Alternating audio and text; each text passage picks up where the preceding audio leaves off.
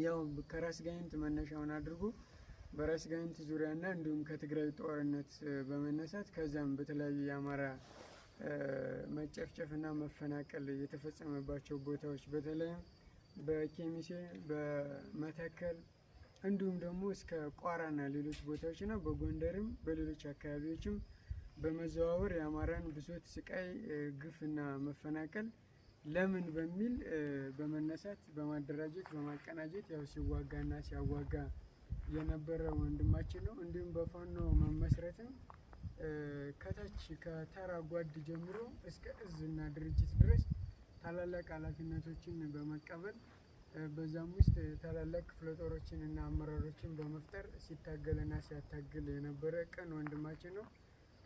በዛም ሂደት ውስጥ እንግዲህ የመሰለውን ሀሳብ ፊት ለፊት በመናገር ትግሉ ወደፊት እንዲሄድ ሀሳቦችን በመስጠት ሲታገልና ሲያታግል የነበረ ወንድማችን ነው። እንግዲህ ይህንን ምክንያት በማድረግ በድርጅታችንም በዛችንም እንዲሁም በክፍለ ጦራችን በጀነራል ኃይሌ ዘውባንተ ክፍለ ጦር አባላት ሙሉ አባላት ስም በዛሬው ዕለት መታሰቢያውን የሰማዕትነቱን መታሰቢያ እያደረግን ነው የምንገኘው። እንግዲህ ለዚህ ወንድማችን ያው በገነት ነፍስን ያኑርልን ነው የምንለው። አመሰግናለሁ።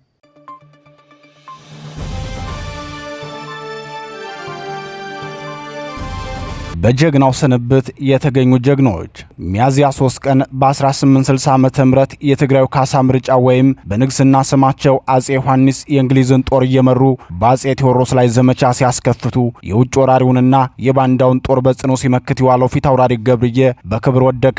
ይህ ክስተት ከተፈጸመ ከ157 ዓመታት በኋላ ሌላኛው የጦር አርበኛና ታማኝ ወታደር የሆነው ሜጀር ጄኔራል ከፍያለው ደሴም በተመሳሳይ በጀግንነት ሲፋለም በገብርዬ ምድር ወደቀ። እነሆ ጀግናው በክብር ከወደቀ 1 ዓመት 12 ወራት 365 ቀናትና ብዙ ሁነቶች አለፉ። እነዚህ ጊዜያትስ እንዴት አለፉ የሚሉትን በወፍ በረር እንዳስሳቸዋለን።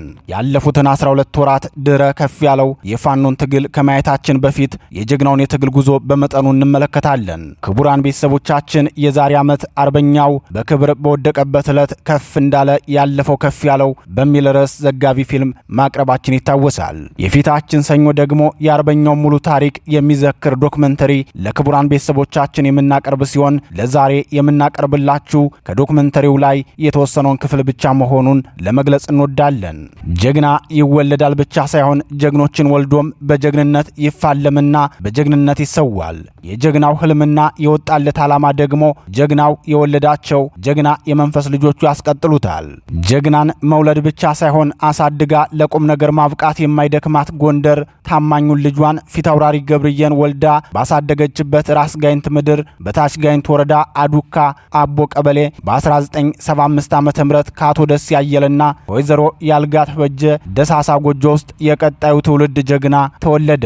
ሁለቱ ታታሪ የራስ ጋይንት አርሶ አደሮች ያብራካቸው ክፋይ የሆነውን ሕፃን ከፍ ያለው ሲሉ ከፍ ያለ ስም አወጡለት። ከፍ ያለው ደሴ አየለ የጀግኖቹ ቁና የባንዳ መድኃኒት የአማራነት ምልክት ለጠላት ደግሞ ስሙ ከረቀት የሚያስፈራ ጀግና ከአንደኛ እስከ 8ኛ ክፍል በጥሩ ሁኔታ ትምህርቱን የተከታተለው ታዳጊው ከፍ ያለው ወደ 9ኛ ክፍል ከተዘዋወረ በኋላ ግን ትምህርቱን መቀጠል አልቻለም። ለዚህ ደግሞ ምክንያቱ እንዳይኑ ብሌን የሚሳሳላቸው እናቱ ወይዘሮ ያልጋ ተበጀ በድንገት ሕይወታቸው በማለፉ ምክንያት ነበር።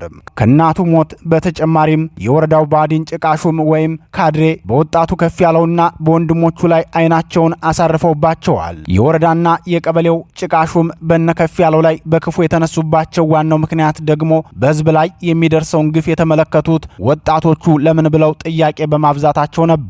እነዚህ ልጆች በጊዜ ካልተከረከሙ ነገ ለመንግስት አሳሳቢ ናቸው ሲሉ የባዲን ካድሬዎች በከፍ ያለውና በወንድሞቹ ላይ ተነሱባቸው። ከዚያች ዕለት ጀምሮ 4 ወንድማማቾች ለራሳቸው መብትና ለወገናቸው ክብር ሲሉ በይፋ ፋኖ ሆነው የህወሓት ኢህአዴግን መንግስት ይታገሉ ጀመር። ከነጻ ከነጻነት ትግል ጋር ገና በለጋ የወጣትነት ዘመኑ የተዋወቀው አርበኛ ከፍያለው ደሴ የእድሜውን ከግማሽ በላይ ጊዜ ያሳለፈው ለአማራ ሕዝብ መብትና ለራሱ ክብር ሲል በመታገል ነው። ከ12 ዓመታት በላይ የታገለው የህወሓት ኢህአዴግ መንግስት ወርዶ በምትኩ የአሁኑ ብልጽግና ስልጣኑን ከያዘ በኋላ የአማራ ሕዝብ ጥቃት በተከፈተበት ቦታ ሁሉ እየተገኘ ለወገኑ እምባባሽ ሆኖ ተገኝቷል። ባዝራ ፈረስ በቅሎ አጋሰስም የለኝ የጋይንቱን ጀግና ከፍየን ጥሩልኝ ከፍ ከፍ ያለ ክምር ከማሪ ጀግናው ከፍ ያለው ወንድ አበጣሪ የተባለለት አርበኛ ከፍያለው ደሴ ባጣዬ በኬሚሴና በመተከል የአማራ ሕዝብ የተከፈተበትን ጥቃት ለመመከት ከአቦ ሸማኔ ፈጥኖ በመድረስ ደም መላሽነቱን አሳይቷል። ካጣዬ እስከ ኬሚሴ ከመተከል እስከ ኮምቦልቻ እየተምዘገዘገ ለወገኖቹ ደሙን ያፈሰሰው ጀግናው አርበኛ ከፍያለው ደሴ በ2013 ዓመተ ምህረት የትግራዩ ወራሪ ቡድን ህወሓት አማራን በወረረበት ወቅት በድጋሚ የወገኖቹ መከታ መሆኑን አሳየ። ክፉ ቀናት የጀግኖች መፈጠሪያዎች ናቸው እንዲሉ ትነግ የአማራን ህዝብ ለተራዘመ ግፍና ሰቆቃ ለመጣል ወራሪ ኃይሉን በከፍተኛ ቁጥር ጭኖ መጣ። የዛን ወራሪ ኃይል ቁጥር መብዛት የተመለከተው የባዲን ብልጽግና ካድሬ እግሬ አውጪ ብሎ ፈረጠጠ። ድሮንም ቢሆን የአማራውን ህዝብ አብዝቶ የሚጠላው ባዲን በዚያ የጭንቅ ሰዓት ደግሞ ጸረ አማራነት ግብሩ በግላጭ ተረጋገጠ። የላይና የታች ጋይንት ወረዳዎችን ህዝብ በህወሓት አስወርሮ ባዲን ወደ ባህር ዳር ሲፈረጥጥ ያ የህዝብ መከታ፣ ያ የህዝብ አለኝታ፣ ያ የጀግንነት ውሃ ልክ ያጣየው ዘማች የኬሚሴው አንበሳ የመተከሉ ነብር ከፍያለው ደሴ ያየለ በድጋሚ ለወገኑ አለሁል ብሎ ከተፋለ። ሞትን እንደ ቁንጫ የሚንቀው ከፍያለው ደሴ ከፍ ብሎ ተገኘና የወረዳውን ህዝብ አስተባብሮ ወራሪውን ኃይል በብርታት መክቶ ያዘው። ከወዲህ ደግሞ ሌላኛው የጦር ሜዳ ጀግና ውባንታ ባተ የመናገሻ ጎንደር ከተማ ወንድሞቹን አስከትሎ ከተፍ ሲል የጠላት ምሽግ ብቻ ሳይሆን የልብ ምትም ተረበሸ። አንበሳው ከፌ 30 ክላሽ ከጠላት ነጥቆ ዲሽቃ ይደግማል ባልቢን አውልቆ ሐሰትም አይደል እውነቱን ብፎክርለት የዋለበትን የተባለለት የጦሩ ገበሬ የገብርዬ ምትክ ያምባቸው ታናሽ አርበኛ ከፍያለው ደሴ ያንን የህዝብ ጠላት ህወሓትን በብርቱ ከመመከትም ባለፈ ከፍተኛ ቁጥሩን ያመናመነበትን ምት በብርቱ ክንዱ ደቆሰው።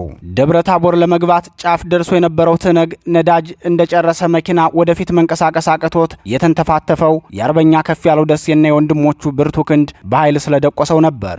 ከደብረ ታቦርና ከጋይንት ተጠራርጎ የወጣው የህወሓት ወራሪ ኃይል ደብረ ዘቢጥን ተሻግሮ ጋሸና ሜዳ ላይ ምሽግ ሰርቶ ለወራት ተቀመጠ። ከመብረቅ በስተቀር ምድራዊ ኃይል አይደፍረውም ሲል ህወሓት የተኮራራበትን ምሽግ እንደ እምቧይ ካብ አፈራርሶ የህወሓትን ወታደር ሳምባው ባፉ እስኪወጣ ድረስ ያስሮጠው የጦሩ ገበሬ አርበኛ ከፍያለው ደሴ ነው።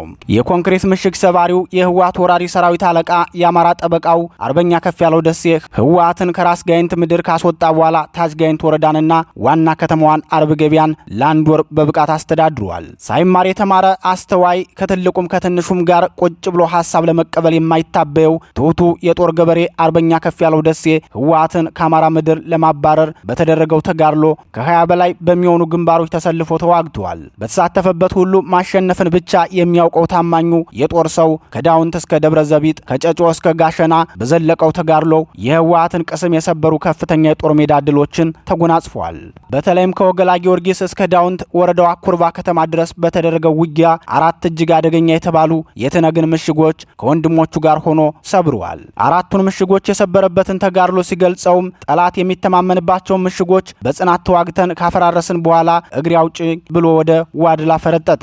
በዚያም ምሽግ ሰርቶ እንዳያጠቃን በማሰብ ጦሬን አስከትዬ ወደ ጠላት ቀጠና ገሰገስኩ። አቃስታ ላይ አግኝተን አስቃስተን ፈጅተነዋል ብሎ ነበር። ዳግማዊ ገብርዬ ያስቻለው ደሴ ወንድም የውባንተ ትንፋሽ ጀግናው አርበኛ ከፍያለው ደሴ ከወያኔ ወረራ መቀልበስ በኋላ ወደ መደበኛ ስራው ተመልሶ ህይወቱን መምራት ጀምሮ ነበር። ሆኖም የአማራን ህዝብ ማህበራዊ እረፍት መንሳትና የተራዘመ መከራ ማሳረፍን ከህወሓት ባደራ የተቀበለው የኦህዴድ ብልጽግና አገዛዝ በአማራ ህዝብ ላይ ጦርነት ከፈተ። በአማራ ህዝብ ላይ የተከፈተው ጦርነት የሉና ጦርነት መሆኑን የተረዳው አርበኛ ከፍያለው ደሴ 3 ልጆቹን ትዳሩንና የሞቀ ኑሮውን ጥሎ ነፍጡን አንስቶ ለህዝብ ህልውና መታገል ጀመረ። ኦህዴድ ብልጽግና በአማራ ህዝብ ላይ ጦርነት ሲያዘምት በ2 ሳምንት ትጥቁን ብቻ ሳይሆን ቀበቶውንም አስፈትቼ እመለሳለሁ ብሎ ነበር የዛተው። ያ ዛቻ ደግሞ እንደ አርበኛ ከፍያለው ደሴ ላለ በሞራልም በውጊያም በተጋድሎም ከፍ ላለ ኩሩ አማራ የሚሰጠው ትርጉም ከፍተኛ ነበር። አይ አገራችን አማራነት አናውቅበትም እጅ መስጠት፣ እኔ ወድቄ አንቺ ሰንብች አለው አገሬ አንቺ አትሙች ሲል አርቲስቱ የተቀኘለት አርበኛ ከፍያለው ደሴ ሐምሌ 26 ቀን 2015 ዓ.ም ደብረታቦር ገስግሶ በመድረስ የጠላትን ሰራዊት እንደ ስንዴ አጭዶ ከመረው። ደብረታቦር ላይ የጀመረው የፋኖ የድል ጉዞ በብልጽግና ሰራዊት ላይ ከፍተኛ የሞራልም የስንቅም የትጥቅም ውድቀት አደረሰበት። በአንጻሩ የሚያስታጥቀን ብናገኝ እንታገል ነበር እያለ ለተቀመጠው ወጣት የከፌና ጓደኞቹ ተጋድሎ ትልቅ የሞራልም የትጥቅም አቅም ፈጠረለት። ለዚህ ነው አርቲስቱ ስለ አርበኛው ሲዘፍን አንበሳው ከፌ 30 ክላሽ ከጠላት ነጥቆ ዲሽቃ ይደግማል ባልቢናው ልቆ ሐሰትም አይደል እውነቱን ብፎክርለት ይዋለበትን ብሎ የገለጸው። ደብረታቦር ላይ ክፉ ምት ያሳረፈበትን ከፍያለው ደሴን ካልገደለ እረፍት እንደማያገኝ የተረዳው የወዲድ ብልጽግና ሰራዊት በጄኔራል አበው ታደሰ ቀጥተኛ ትዕዛዝ 3 ክፍለ ጦር ኃይል ወደ አርበኛ ከፍያለው ቀጠና እንዲገባ ተደረገ። ጀግናን ማወቅ ብቻ ሳይሆን ማስታወስና መዘከርም ይችልበታልና አርበኛ ከፍያለው ደሴም መኪናውንና ቤቱን ጭምር ሽጦ ያደራጀውን ሰራዊቱን በክፍለ ጦር ደረጃ ሲያደራጀው ገብርዬ ክፍለ ጦር ብሎ ነበር የሰየመው። የአርበኛ ከፍያለው ደሴ የእጅ ስራና የመንፈስ ልጅ የሆነው የአማራ ፋኖ ብሔራዊ ንቅናቄ ጎንደር ጠቅላይ ግዛት በላይ ዘለቀ እዝ ገብርዬ ክፍለ ጦር በበኩር ልጁ አርበኛ ክንድሰው ከፍያለው ደሴ እየተመራ የታላቁን አርበኛ ራዕይ እያስቀጠለ ነው። ገብርዬ ክፍለ ጦር ዛሬ ከደረሰበት ደረጃ ለመድረስ ብዙ ፈተናዎችን አልፏል። በተለይም የታላቁን አርበኛ በክብር መሰናበት ምክንያት በማድረግ የትግሉ ስር ቁማርተኛ ኤሳውያንን የአርበኛውን አደራ በብልጽግና የምስር ወጥ ለመሸጥ ያልፈነቀሉት ድንጋይ፣ ያልቧጠጡት ዳገት፣ ያልወረዱት ቁልቁለት አልነበረም። ዳሩ ግን ባለት ላይ የተሰራ ቤት ነበርና የኤሳውያኑ ጉተታ ሳያፈርሰው አሁንም በታላቅ ክብርና በተለመደ ድል አድራጊነቱ እንደቀጠለ ነው። በአሁኑ ሰዓት የአባቱን ስናይፐርና የትግል አደራ በታማኝነት ተቀብሎ እየመራ ያለው ታዳጊው አርበኛ ክንድሰው ከፍያለው ደሴ በዚህ ጉዳይ ምን ይላል? የገብርዬ ክፍለ ጦር አሁናዊ ቁመናስ ምን ይመስላል? የሚሉትን በዘጋቢ ፊልሙ እናቀርብላችኋለን።